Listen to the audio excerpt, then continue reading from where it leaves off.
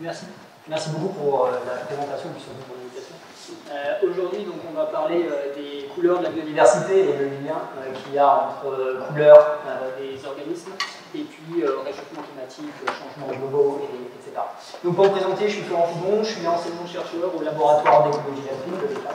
Et mes enseignements sont à l'INSPE, qui est l'Institut de formation des futurs. Donc, pour vous donner un petit aperçu de ce dont on va discuter aujourd'hui, alors il y a pas mal de points, mais tous sont plus ou moins variables en termes de quantité. On va essayer de faire un premier point sur ce que j'ai appelé les consensus actuels de ce qu'on sait, notamment vis-à-vis du réchauffement climatique, des changements globaux, de la biodiversité. Et puis on ira de plus en plus vers ce que j'ai appelé les sciences en train de se faire, c'est-à-dire ce qui est beaucoup plus soit incertain ou encore à l'état d'hypothèse de recherche, et donc un peu plus expliquer ce que moi je fais actuellement, et puis avec d'autres collègues au laboratoire d'écologie appliquée. Donc la première chose dont on va discuter, c'est le réchauffement climatique. Bon, je pense que vous avez déjà un certain nombre de notions, mais on va essayer de se remettre un petit peu vraiment dans le cœur du sujet. Et je vais vous demander d'essayer de réfléchir à la réponse que vous donneriez à cette question: à quoi le réchauffement climatique est-il dû?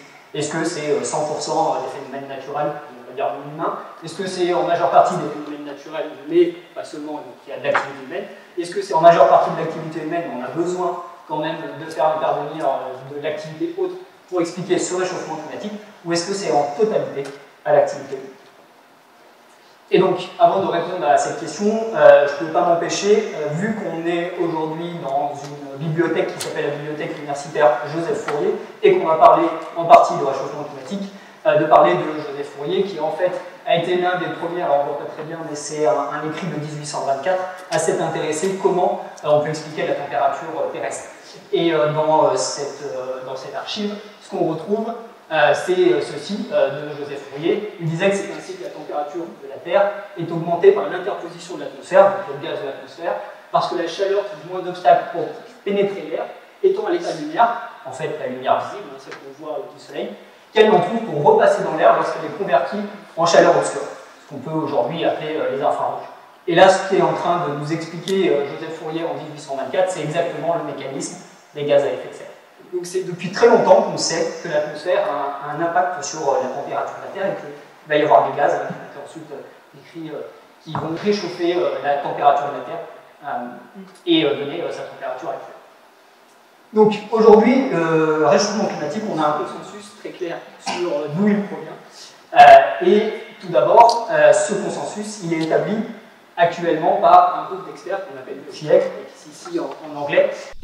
Du coup, on reprend. Le consensus sur le réchauffement climatique, on l'a à l'heure actuelle, il est donné par un groupement d'experts qu'on appelle le GIEC.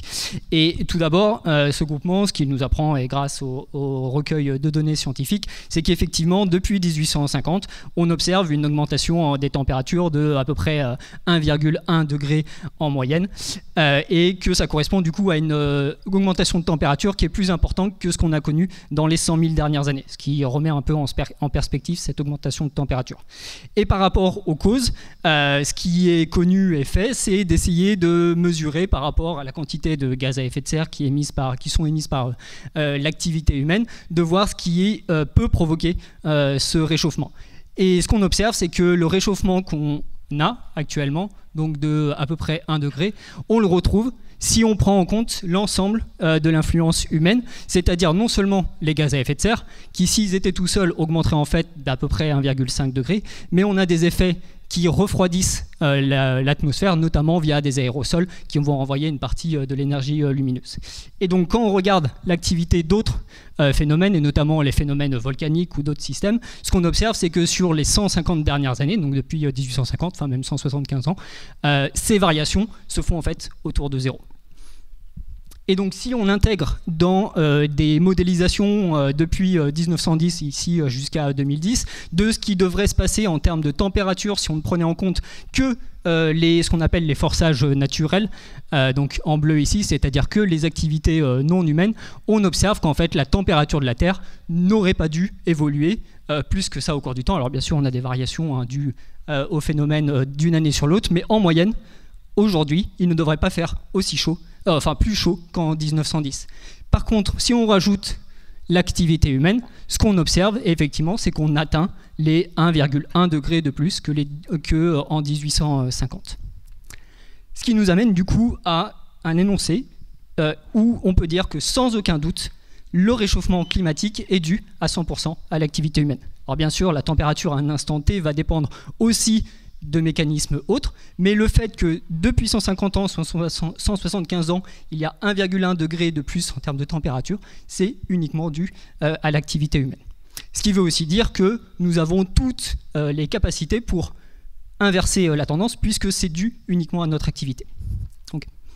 Donc ça, c'était juste pour reposer un petit peu les choses. Et là, on va aller un petit peu le pendant sur la biodiversité et les changements globaux de manière plus générale. Et pour ça, on va parler d'un autre consensus, qui est celui sur la perte de biodiversité. Et pour le coup, je peux vous renvoyer à la conférence qu'avait donnée François Pompanon, qui est professeur à l'UGA et au LECA sur l'érosion de la biodiversité, qui en parle de manière plus approfondie que moi. Mais ce consensus, il est aussi issu des travaux d'un autre groupement de scientifiques et puis aussi de politiques et de la société civile, qui est l'IPBES, qui est l'équivalent du GIEC pour la biodiversité, et qui nous dit que depuis 1500, enfin depuis qu'on a des mesures, le pourcentage cumulé d'espèces qui ont disparu surpasse ce qui aurait dû arriver s'il n'y avait aucune activité humaine supplémentaire. Donc là, on est sur des pourcentages qui apparaissent relativement faibles, 0,5, 1%, 1,5%. Mais ce qu'il faut bien se rendre compte, c'est que ces pourcentages-là, cumulés sur des temps relativement courts, puisqu'on est des temps qui sont environ de 500 ans, alors que les périodes de naissance, durée de vie d'espèces sont plutôt de l'ordre du million d'années. Donc on est sur des taux, des vitesses qui sont bien plus rapides que ce que connaît la Terre sans activité humaine. Donc là aussi, on a un consensus sur cette perte, sur cette érosion de biodiversité. Et là où on peut faire le parallèle avec le chapitre précédent sur le réchauffement climatique, c'est que souvent on peut entendre, notamment dans la sphère médiatique, etc., que le réchauffement climatique a un impact fort sur cette biodiversité, et on peut faire le lien directement entre érosion de la biodiversité et réchauffement climatique. Ce qui est tout à fait juste, mais ce qui peut avoir tendance à faire oublier certains autres facteurs qui sont beaucoup plus importants, en tout cas actuellement sur l'érosion de la biodiversité. Et c'est avant tout, par exemple, dans les écosystèmes terrestres, le changement d'utilisation des terres. Pour les écosystèmes marins, ce sera beaucoup plus l'exploitation directe via la pêche notamment. Et le changement climatique vient se surrajouter à tous ces phénomènes qui sont aussi des activités humaines mais qui n'ont pas un impact direct sur la température de la Terre. Et donc ce réchauffement climatique qu'on projette augmenter dans le futur va du coup se surajouter de plus en plus à ces autres facteurs d'érosion de la biodiversité, et c'est là qu'il y a un vrai risque. C'est vraiment ce cumul, cette synergie entre les facteurs, notamment quand on prend en compte un autre type de facteur dont je vais parler aujourd'hui, qui est celle de la pollution, et notamment la pollution en métaux. Et donc là on comprend que l'érosion de la biodiversité, c'est finalement une problématique multifactorielle à plusieurs échelles, de temps, d'espace, etc. Et que donc, si on veut enrayer cette perte de biodiversité, cette érosion de biodiversité, il faut s'attaquer à plusieurs causes en même temps. Et donc, il faut essayer de comprendre un petit peu comment ça se passe. Alors, on a parlé très rapidement de ce qu'était la biodiversité sans vraiment la définir. Et pour le coup, moi aujourd'hui, je vais vous parler d'une forme de biodiversité que vous avez peut-être pas l'habitude d'entendre.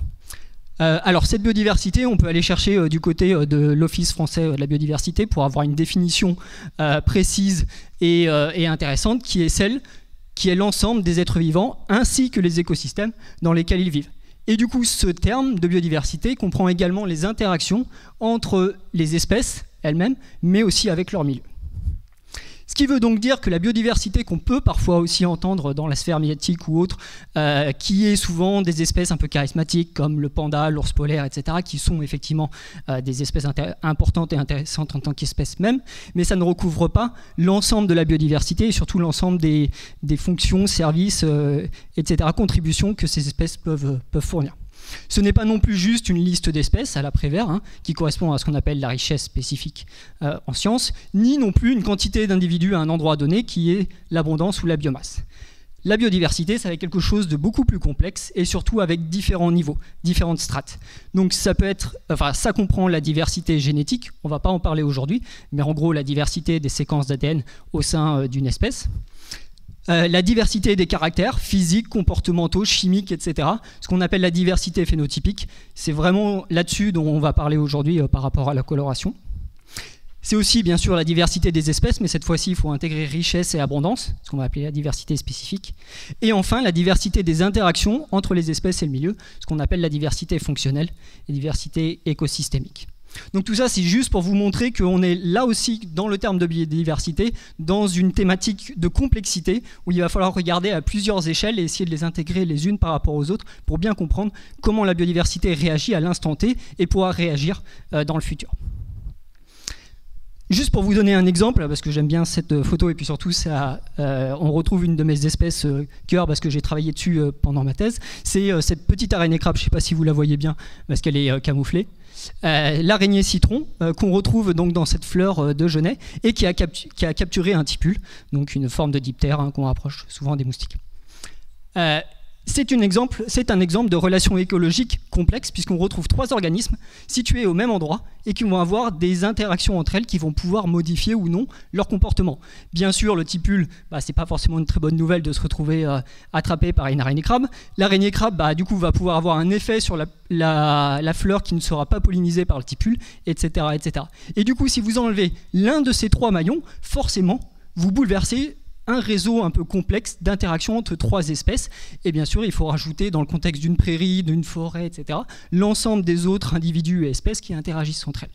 Et du coup, si on pense par exemple aux pesticides ou à toute autre pollution qui pourrait attaquer des pollinisateurs, forcément, ça aura un impact aussi sur l'araignée crabe, et donc in fine sur la plante, et donc in fine sur l'ensemble de l'écosystème. Et donc ce que nous dit l'IBES, c'est qu'il y a différents facteurs qui sont la cause de l'érosion de la biodiversité.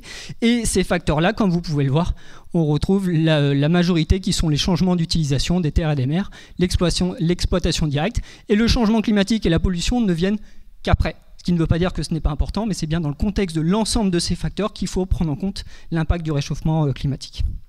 Et tout ça va mener à des choses bien différentes que simplement, entre guillemets, l'extinction des espèces, qui n'est forcément jamais une bonne nouvelle, mais déjà une perte de biomasse, de nombre d'individus à un endroit donné, ça peut poser problème parce que ces individus peuvent avoir une fonction écosystémique importante. Par exemple, le tipule, qui va polliniser certaines fleurs, sa perte peut mener à un problème de reproduction. Alors là, je donne l'exemple du tipule, mais on aura d'autres types de pollinisateurs qui sont peut-être plus importants. Donc un problème de reproduction chez les fleurs et en cascade des phénomènes problématiques pour la biodiversité.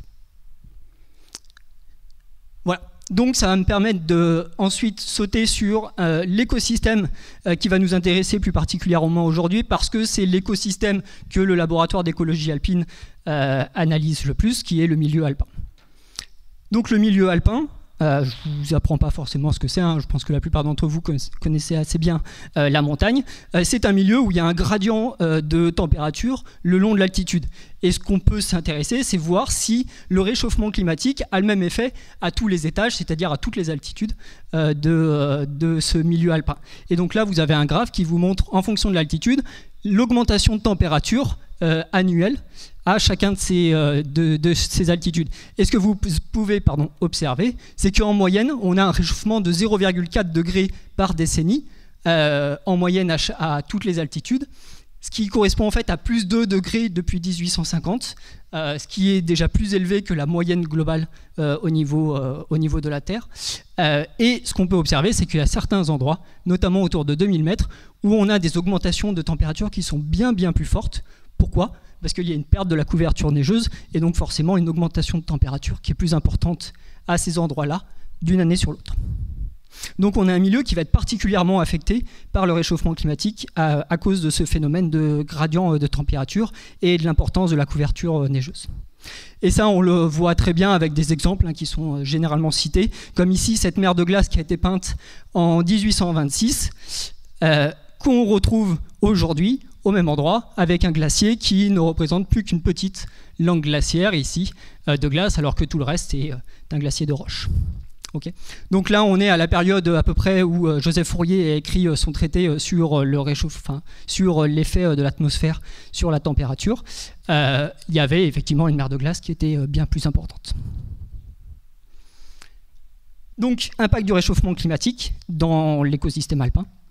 Et d'autres types d'impacts qu'on va pouvoir montrer avec cette carte-là. Vous voyez que Grenoble et là-haut, et on va s'intéresser à la vallée de l'Oisans, et notamment l'Alpe d'Huez, où on va retrouver, et ça c'est des travaux d'historiens, d'archéologues du Moyen-Âge, qui nous disent que dans la vallée de l'Oisans, un certain nombre de mines ont été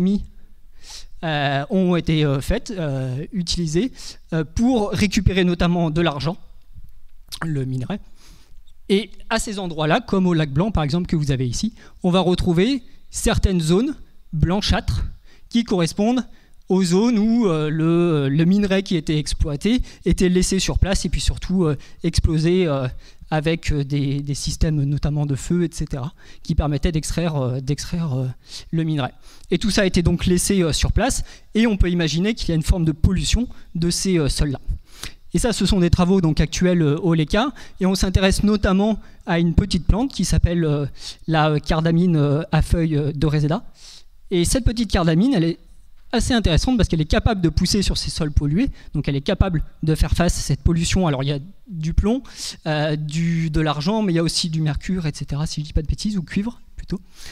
Et sur cette plante, ce qui est intéressant, c'est qu'on va retrouver un autre organisme, qui est la pierrite du Vélard, qui est un papillon, qui se nourrit de cette plante-là au stade chenille, et on peut donc imaginer que les chenilles qui vont pousser sur des plantes qui poussent elles-mêmes sur des sites pollués vont se retrouver en contact avec une certaine quantité de métaux qui sont potentiellement dangereux pour ces chenilles. Et moi en particulier, j'essaie de m'intéresser à comment est-ce que ces chenilles pourraient ou non résister à cette pollution métallique grâce à leur coloration, ce qu'on va voir un peu plus tard.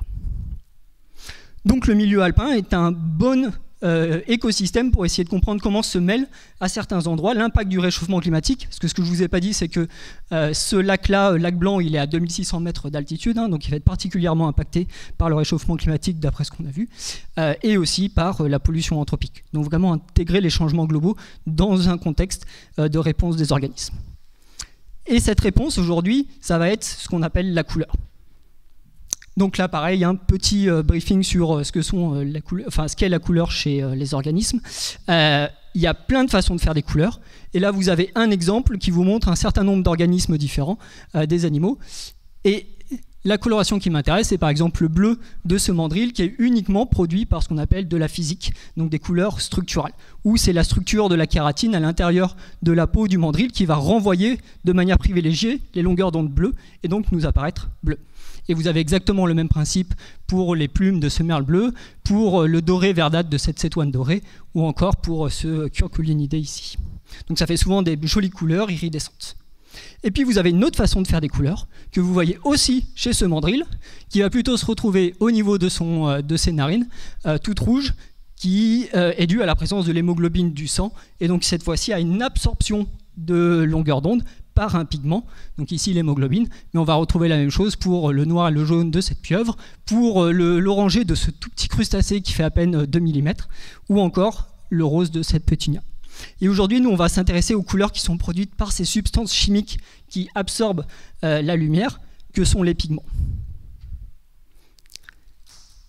Et pour vous montrer un petit peu en quoi la biodiversité elle est aussi liée à cette coloration, je vous propose un petit quiz ici. Vous avez un certain nombre de papillons et en gros là-dedans, essayez de les regrouper ou non par espèce et essayez de savoir quel est le nombre d'espèces différentes. Je vous laisse juste quelques secondes pour le regarder.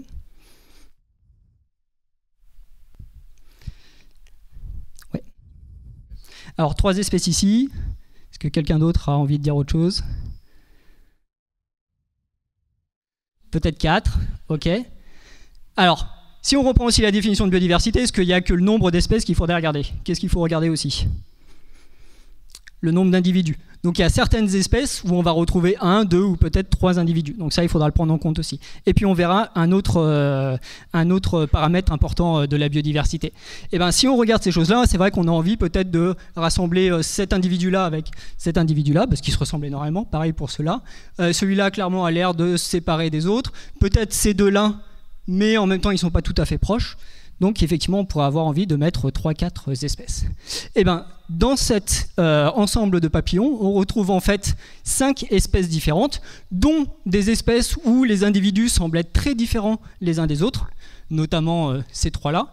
Des individus où on aurait eu envie de les mettre dans la même espèce, mais en fait ce sont deux espèces séparées, et puis des individus qui se ressemblent relativement, mais qui sont en fait vraiment deux espèces différentes. Et ici, avec une abondance de deux individus pour ces trois espèces et un seul individu pour ces deux espèces. Alors comment est-ce qu'on explique ces différences? Alors tout simplement, ici, on est dans le contexte d'un système de papillons qui vivent en Amazonie, et chacune des formes de ce papillon sont en fait au même endroit, donc ce sont deux espèces qui se côtoient, mais en fonction de l'endroit, ils vont se ressembler parce que tous les deux sont toxiques pour leurs prédateurs, et du coup c'est plus simple pour deux espèces différentes de se ressembler à un même endroit parce que le prédateur n'apprend qu'un seul type de coloration, et du coup est capable de ne pas s'intoxiquer avec les deux espèces. Ici, on a un cas très sympa, surtout qu'il est en France, cette carte géographique Arachnia-Levana, qui est en fait deux formes en fonction de la saison à laquelle la chenille se développe. Ici, on a une forme de printemps, et ici, on a la forme d'été et la forme d'automne, où la chenille, en fonction de la photopériode, c'est-à-dire la quantité de lumière qu'elle a pendant son développement, va former une chrysalide qui va donner un papillon orangé au printemps, ou plutôt noirâtre au moment du printemps ou de l'automne. Donc ces deux formes-là ne se rencontrent jamais, mais la même espèce peut avoir des formes tout à fait différentes à cause de ce processus-là. Et ensuite, ici, on a deux espèces dont on pense qu'elles sont aussi liées par une forme de convergence évolutive en termes de forme, parce que l'une d'elles serait potentiellement toxique. Ok ? Et ça, donc, c'est ce qu'on peut essayer de découvrir en termes de biodiversité. Et en fait, on peut même aller un peu plus loin, parce que chacune de ces espèces, on va retrouver des molécules différentes, des pigments différents qui vont donner des couleurs différentes. Et par exemple, chez la petite violette, on va retrouver cet homochrome qui donne cette couleur plutôt orangée, alors que chez l'Iconus, les parties jaunes très beigâtres ici vont plutôt être données par ce pigment-là qu'on appelle une kynurénine. Ici, on va retrouver une autre forme d'homochrome qui est un tout petit peu différente, qui donne une couleur différente. Une autre encore ici, et puis ici, le noir, c'est donné par la mélanine. Donc, dans cette biodiversité, on va retrouver en plus des formes de couleurs et de pigments qui sont tout à fait différentes et qui potentiellement n'auront pas le même effet par rapport au réchauffement climatique. Et c'est un peu de ça dont je vais parler par la suite. Donc voilà, quand on voit la biodiversité, il faut aussi aller regarder peut-être un peu plus dans le détail pour essayer de comprendre ce qui se passe. Donc on va s'intéresser à ce que j'appelle l'écologie thermique de la couleur, c'est en gros comment est-ce que la couleur est reliée à la température. Et ça, je pense que vous l'avez tous déjà un peu expérimenté. Quand il fait très chaud et surtout qu'il y a beaucoup de soleil, il vaut peut-être mieux sortir avec un t-shirt qui est plutôt blanc plutôt que noir, parce que forcément le t-shirt noir va augmenter en température beaucoup plus vite. Pareil avec une voiture, etc. Enfin, toute surface noire va absorber beaucoup plus de lumière et donc se réchauffer beaucoup plus vite. Et c'est un peu le principe de ce qu'on va découvrir aujourd'hui chez les organismes. Et donc cette écologie thermique, pour essayer de la comprendre, on va essayer de répondre à la question de pourquoi est-ce que des organismes qu'on appelle ectothermes, c'est-à-dire des organismes qui ne produisent pas leur propre chaleur, nous sommes endothermes, nous sommes capables de produire notre chaleur interne, certains organismes tels que les insectes ou les œufs d'oiseaux qu'on va utiliser comme exemple sont incapables de produire leur propre chaleur, et du coup comment c'est possible de vivre dans un climat froid, si jamais la température est faible. Eh bien, si on prend l'exemple de ces œufs, et là c'est des œufs de guillemots, et qu'on regarde la distribution mondiale de la couleur des coquilles d'œufs chez différentes espèces d'oiseaux, ce qu'on observe, c'est que cette distribution, elle est corrélée aux latitudes. C'est-à-dire qu'on va retrouver des coquilles d'œufs beaucoup plus foncées aux hautes latitudes qu'en basse latitude, oui c'est ça, et qu'au niveau de l'équateur, donc oui c'est ça, en basse altitude au niveau de l'équateur, on va retrouver plutôt des œufs qui sont relativement clairs, bleutés. Okay. Donc on peut imaginer qu'effectivement cette couleur foncée va être adaptée à des climats froids. Et pour aller un peu plus loin dans cette explication, on peut aller chercher à corréler non pas seulement la latitude, mais aussi la quantité d'énergie solaire. Puisque plus on est foncé, plus on va être capable d'absorber le peu d'énergie solaire, et donc plus on va pouvoir se sortir de ce climat froid, si je peux dire. Et donc ce qu'on observe, c'est qu'il y a effectivement une corrélation entre ce qu'on peut appeler l'opacité de la coquille et l'éclairement solaire. Et en gros, plus l'éclairement solaire est faible, et plus les coquilles d'œufs seront sombres, et inversement. Et expérimentalement, on peut aller tester, en prenant des coquilles d'œufs de différentes opacités, chercher à les mettre dans la même quantité de lumière, et voir à quelle température ces coquilles d'œufs elles atteignent. Et ce qu'on observe, c'est qu'effectivement, les coquilles d'œufs qui sont les plus foncées peuvent, avec la même énergie solaire, dépasser de 6 degrés les coquilles d'œufs les plus claires. Donc il y a un véritable impact de la couleur sur la quantité d'énergie qu'absorbent ces organismes. Et donc, on s'imagine Et là, on comprend et on l'a comme exemple que la couleur va être un paramètre de ce qu'on appelle thermorégulation, c'est-à-dire la capacité à changer la température de l'organisme en fonction de l'environnement dans lequel il est. Cette écologie thermique, on va le retrouver aussi avec le système alpin, puisque si on a un gradient de température des plaines vers le haut, vers les sommets, on peut s'attendre à ce que les espèces soient plus foncées en altitude, et c'est effectivement ce qu'on observe chez ce papillon, l'Apollon, le petit Apollon, dans les Rocheuses aux États-Unis, où on voit que le degré de mélanisation, c'est-à-dire de forme noire des ailes, augmente avec la température, avec l'élévation, pardon, et que ce degré de mélanisation est corrélé aussi aux températures les plus faibles. Dans les Alpes françaises, on va retrouver avec des travaux aussi au LECA la même chose, c'est ce petit papillon qu'on appelle le satyrion, où les populations de plus haute altitude sont légèrement plus mélanisées que celles de relativement basse altitude. Et donc on retrouve ce mélanisme thermique alpin chez ces espèces, et potentiellement c'est en lien avec la thermorégulation, ça resterait à bien démontrer dans ces cas-là. Et on peut imaginer aussi que c'est une forme de protection contre les UV, parce que comme nous, cette mélanine que produisent les papillons vont potentiellement leur permettre d'absorber les UV qui sont détrimentaires pour l'ADN des cellules, et donc ça peut être plus favorable en haute altitude. Deuxième fonction de la couleur, c'est le lien avec l'écotoxicologie, c'est-à-dire sa capacité à faire face à des polluants.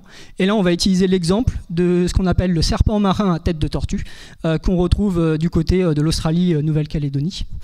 Et on peut observer que ce serpent marin, il a deux formes, une forme tout à fait sombre et une forme avec des bandes blanches. Et ce qu'on observe, c'est qu'en fonction de la zone, si elle est urbaine ou industrielle, on va retrouver préférentiellement la forme totalement noire ou la forme blanche noirâtre dans les autres zones.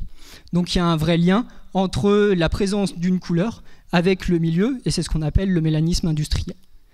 Chez un autre cousin serpent marin, qui est le tricorillé à lèvres jaunes, au même endroit, on a fait des mesures des métaux qui sont présents dans la mue de ces serpents marins.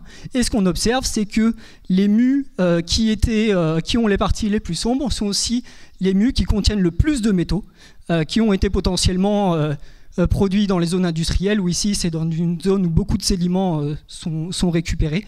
Et donc on peut imaginer que ce serpent marin-là, du fait de son écologie, peut accumuler des métaux dans sa peau, et via son système de mue peut se débarrasser de ces métaux, et c'est parce que les zones les plus sombres contiennent de la mélanine qu'elle est capable d'accumuler ces métaux et de les enlever du corps. Donc l'avantage sélectif, c'est que potentiellement la mélanine va détoxiquer les métaux, et donc c'est cette fonction écotoxicologique qu'on retrouve chez la couleur aussi. Ok, donc on a vu les deux fonctions écologiques potentielles de la couleur, et l'idée maintenant ça va essayer de voir si on a des moyens de comprendre si l'un et l'autre interagissent ou s'il y a des phénomènes d'opposition. Donc pour ça déjà, vous donner quelques rappels que la couleur, elle évolue déjà à cause de l'homme. Vous avez le fameux exemple de la phalène du bouleau, où on va retrouver au cours du temps des formes qui étaient sombres, qu'on appelle carbonaria, à l'époque où les troncs d'arbres étaient devenus plus sombres parce que les lichens étaient tués par la pollution industrielle. Lorsque cette pollution industrielle a diminué au cours du temps, les arbres sont devenus beaucoup plus clairs, et du coup, cette phalène du bouleau arrivait à se camoufler avec sa forme claire et était donc moins visible de ses prédateurs. Et du coup, les formes les plus sombres étaient moins avantagées, mouraient plus et donc transmettaient moins leurs gènes. Et donc, dans ce système-là, c'était une fonction de camouflage. On a exactement la même chose avec une petite coccinelle, la coccinelle à 2 points, dans la même région d'Angleterre, où on va retrouver, lors des épisodes de révolution industrielle où la qualité de l'air était moins bonne, et puis surtout avec ce qu'on appelle des particules de dioxyde de soufre, des régions qui étaient plus fraîches, ça fonctionnait comme des aérosols qui renvoyaient la lumière, et qui favorisaient du coup des formes sombres, qui elles étaient mieux capables de thermoréguler parce qu'elles absorbaient le peu d'énergie lumineuse qui passait l'atmosphère. A l'inverse, au cours de avec la désindustrialisation, l'apparition de formes beaucoup plus claires parce que la zone devenait beaucoup moins polluée avec moins de ces aérosols et donc des températures un peu plus élevées localement. Et donc, on a comme ça des évolutions de la couleur qui sont dues à un impact de l'homme directement, et non pas en lien avec le réchauffement climatique ici, mais vraiment avec de la pollution industrielle. Et donc ces espèces, en fonction de leur capacité à répondre aux pressions anthropiques, que ce soit réchauffement climatique ou pollution métallique, elles vont avoir différents types de réponses, et l'une des plus importantes qu'on note actuellement, c'est leur migration, leur capacité à se déplacer d'une région à une autre. Et là, vous avez l'exemple de ce petit papillon, que vous retrouvez en France aussi, le tiercis, qui a migré entre 1915 et 1970 des zones sud de l'Angleterre vers les zones plus au nord, et c'est lié avec l'augmentation des températures dues au réchauffement climatique. Donc ce papillon a été capable de suivre l'évolution de la température en montant de plus en plus au nord. Et ça, c'est vrai maintenant pour à peu près plus de la moitié des espèces où on a regardé s'il y avait une migration. On observe qu'effectivement, plus de la moitié des espèces migrent vers le nord, et ça peut aller de 30 jusqu'à 200-300 km de déplacement. Une autre façon de le voir, c'est aussi de s'intéresser à localement quel est ce qu'on appelle l'assemblage des espèces, c'est-à-dire l'ensemble des espèces qui sont plus ou moins claires. Et là, vous avez une vision de, en gros, la coloration moyenne des assemblages d'espèces de libellules en Europe à un instant T. Ça, c'est en 2008, si je ne dis pas de bêtises. Vous observez qu'au sud, les assemblages d'espèces sont plus clairs, elles ont moins besoin d'absorber de lumière, alors qu'au nord, c'est un peu plus foncé. Et on peut faire la même chose en comparant entre 2006 et 88 par exemple. Et ce qu'on observe, c'est qu'il y a beaucoup de variations, mais en fait, en moyenne, les espèces deviennent de plus en plus claires, notamment aux hautes latitudes. Ça se voit notamment au niveau de la partie centrale de l'Europe, un petit peu moins là-haut, mais surtout en Angleterre par exemple. Et ce qui est quand même intéressant de noter, c'est qu'à certaines zones, il y a des choses qui se passent complètement l'inverse. C'est-à-dire par exemple, au niveau des Alpes, on retrouve plutôt des assemblages de plus en plus foncés. En tout cas chez les libellules.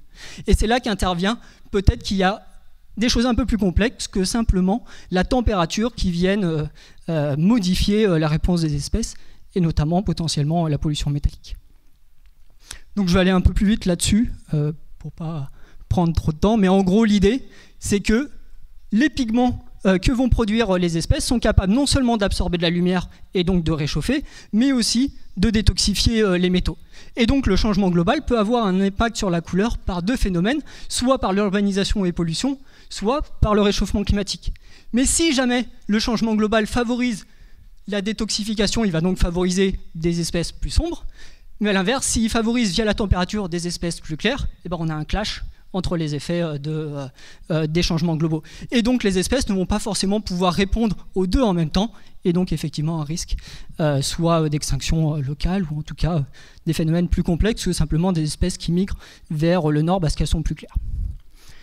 Et pour regarder ça, moi dans mes recherches, je m'intéresse surtout aux papillons, et je vais peut-être pas aller jusqu'au bout de la présentation pour laisser le temps à quelques questions, mais juste pour vous montrer le papillon sur lequel je travaille, qui est l'Apollon, qui est une espèce un peu emblématique du massif alpin, qui est protégé par un certain nombre de lois en France.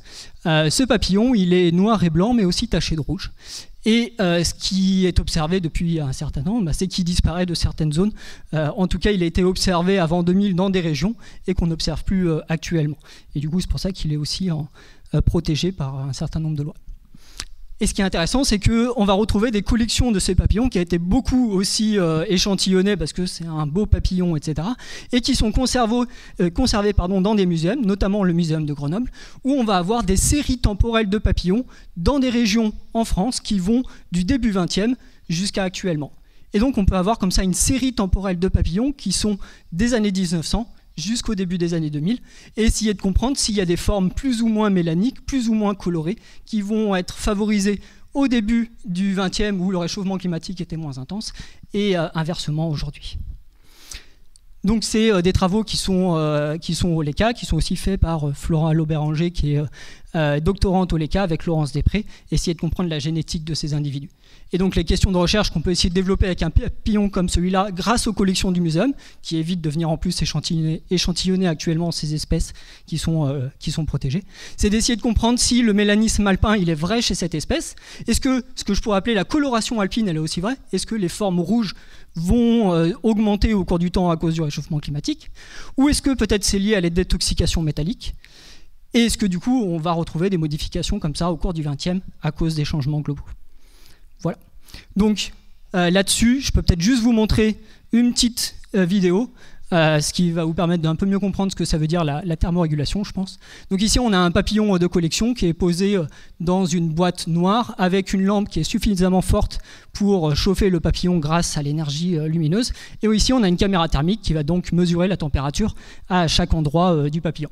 Et donc là, il y a une petite vidéo qui va vous montrer, tant que la lumière est éteinte, on ne voit quasiment pas le papillon parce qu'il a à peu près la même température qu'aux alentours.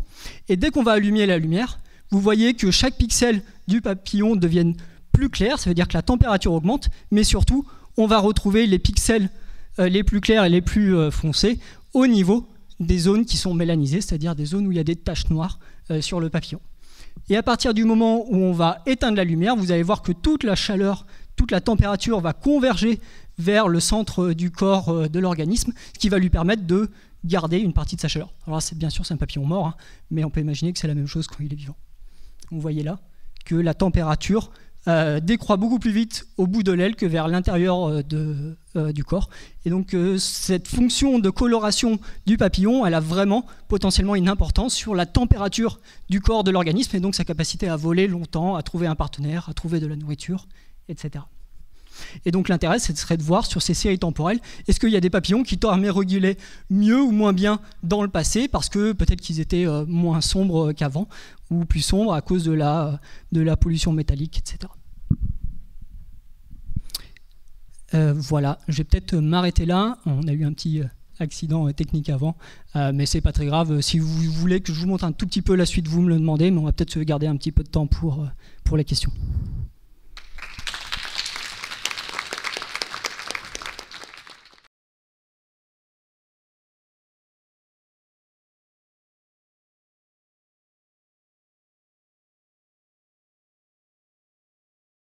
Ouais, alors l'idée ce serait de le faire. Alors on a des petites difficultés sur ce papillon là parce que ça impliquerait de le manipuler, surtout de détruire une partie du papillon parce qu'il faut récupérer des écailles. Ce qui est pratique avec la thermorégulation, c'est qu'il faut juste sortir le papillon de sa boîte et on ne le touche pas. Du coup en termes de préservation c'est très bien. Pour les métaux c'est un peu plus complexe et notamment il faut utiliser une technique qui s'appelle les rayons X synchrotrons. Donc ça c'est ce que je voulais vous montrer après, mais c'était un peu trop long. Donc c'est une technique qui est à partir d'une écaille de papillon. Alors pour ceux qui ne savent pas, les papillons, leurs ailes sont formées d'écailles. Donc c'est un peu comme le pointillisme en peinture.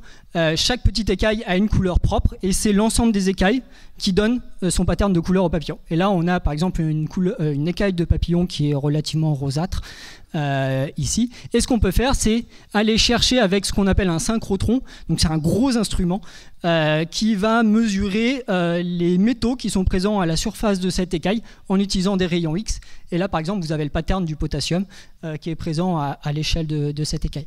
Et donc, ce qu'on peut faire, c'est en récupérant ces écailles, on peut aller chercher s'il y a d'autres métaux, par exemple ici le zinc, qui n'est absolument pas présent chez ce papillon-là, parce que je l'ai échantillonné à un endroit où il n'y avait pas de pollution métallique particulière. Mais par contre, la pierrite du Vélar qu'on retrouve au lac Blanc où il y avait cette mine argentifère, on peut s'attendre à ce que l'argent, le plomb ou le cuivre ou tous ces métaux qui sont dans le sol et donc dans la plante peuvent se retrouver au niveau des écailles. Donc c'est avec cette technique-là qu'on peut le faire. Avec le sol, normalement, on mesure aussi ces métaux, mais avec d'autres techniques, en fait, le problème des papillons, c'est que les écailles sont très petites, donc les quantités de métaux, forcément, seront très petites. Donc il nous faut des techniques vraiment particulières comme celle-ci. Et du coup, l'idée, ce serait de le faire sur l'Apollon, mais là, s'engage une petite conversation avec le muséum pour essayer de voir où est-ce qu'on peut récupérer des écailles, sur quels individus, etc. Mais ouais, ce serait intéressant de coupler les deux en tout cas.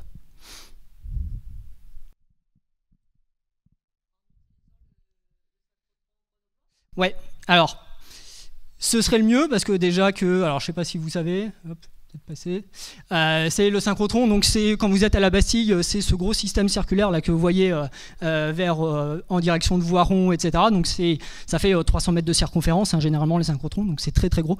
Donc il y a celui de Grenoble qui est le SRF. Moi j'ai fait mes mesures à celui de Saclay parce que historiquement quand j'ai fait ma thèse à Tours, c'était celui qui était le plus proche, donc on a continué avec eux.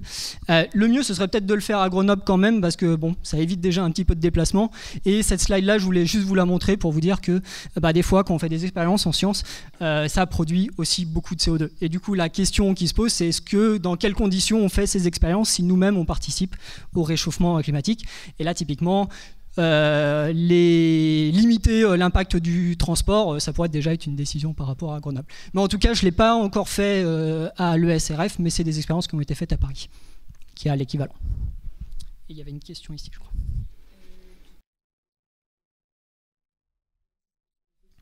Ouais.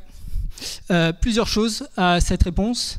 La première, c'est l'histoire que c'est un papillon qui avait beaucoup été échantillonné, donc forcément on a des données des années anciennes, en tout cas répétées à la même localité par des gens qui revenaient à chaque fois au même endroit pour échantillonner, donc ça c'est pas mal pour répliquer. Et en plus, je vous ai montré juste avant, je ne sais plus où c'était, un exemple de papillon qui voit sa mélanisation augmenter avec l'altitude. Dans le cas des Rocheuses, c'est le petit Apollon qu'on retrouve aussi en France, et donc on peut s'attendre à ce qu'en France aussi l'Apollon réagisse de la même manière. La grande question, c'est si on tombe sur un papillon qui n'a pas sa mélanisation, qui est modifiée par l'altitude, bah, ça ne sert peut-être pas à grand chose d'aller regarder sa thermorégulation de ce point de vue-là. Donc c'est pour ça que je suis parti sur l'Apollon, d'un point de vue d'échantillonnage, mais aussi c'est peut-être celui qui a le plus de chances d'avoir le même pattern de mélanisation avec l'altitude, et donc essayer de voir si la pollution vient contrecarrer ou pas ce phénomène-là. Ouais. Et aussi, il faut le dire, c'est un papillon charismatique, bien connu, etc. Donc en termes de financement ou autre, ça peut être un peu plus simple de dire qu'on va travailler sur ce papillon.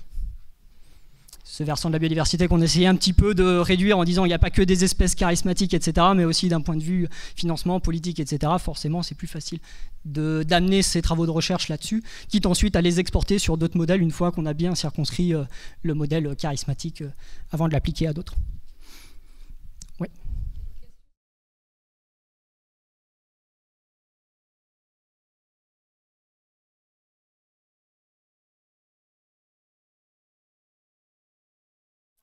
Ouais, alors, j'ai omis quand même un certain nombre de choses, de manière volontaire, pour ne pas complexifier le système, mais là, on pourrait s'attendre à ce que, par exemple, cette forme de papillon soit beaucoup plus présente en haute altitude, parce que forcément, mélanisation, augmentation de la température, production contre les UV.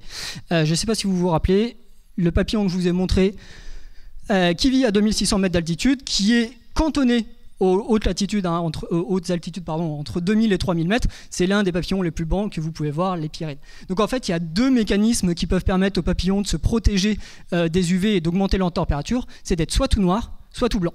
Tout blanc, pourquoi? Parce que ça renvoie une partie des UV, vu que ça fonctionne comme des miroirs vers l'atmosphère.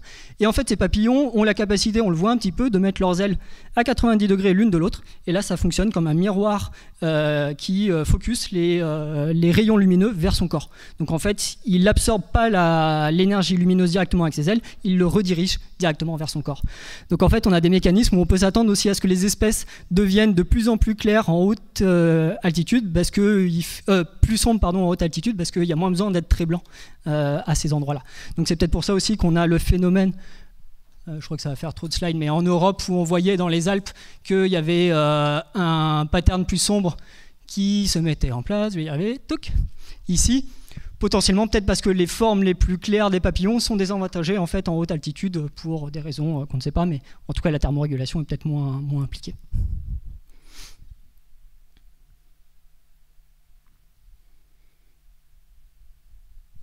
Oui, Alima.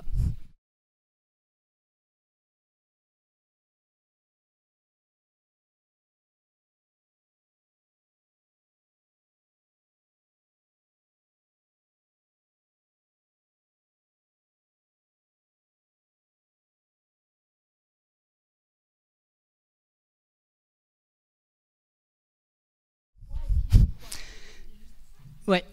Alors, j'ai envie de dire, personne ne veut grand-chose.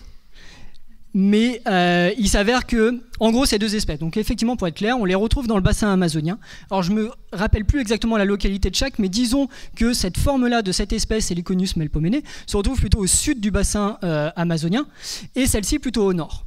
Celle-ci est toxique, celle-ci est aussi toxique, et les prédateurs du sud du bassin amazonien vont apprendre assez rapidement à reconnaître ce pattern de couleur parce que ce papillon est toxique.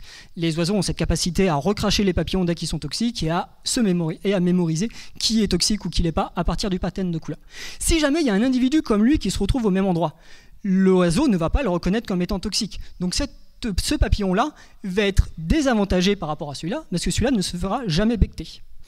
Du coup, une autre espèce qui est aussi toxique, au même endroit. Ce sera plus avantageux d'avoir la même couleur, alors du coup c'est celui du haut, au même endroit que celui-là, et inversement au nord. Les deux étant toxiques, ça renforce ce qu'on appelle l'aposématisme, c'est-à-dire cette capacité à signaler sa toxicité, et donc les prédateurs vont apprendre beaucoup plus facilement dans le sud que c'est cette forme-là qui est toxique, et les autres prédateurs du nord vont apprendre que c'est cette forme-là qui est toxique. Et donc il y a un renforcement. A l'inverse, si on pense que ces deux-là, c'est aussi de l'aposématisme, et qu'il n'y en a qu'une seule qui est toxique, ben les oiseaux vont des fois manger celui-là et se rendre compte que c'est toxique, mais des fois manger celui-là là-bas et se rendre compte que c'est pas toxique, et donc il n'y a pas ce renforcement comme ça qui va permettre de diverger entre deux formes de couleurs très différentes à des localités opposées.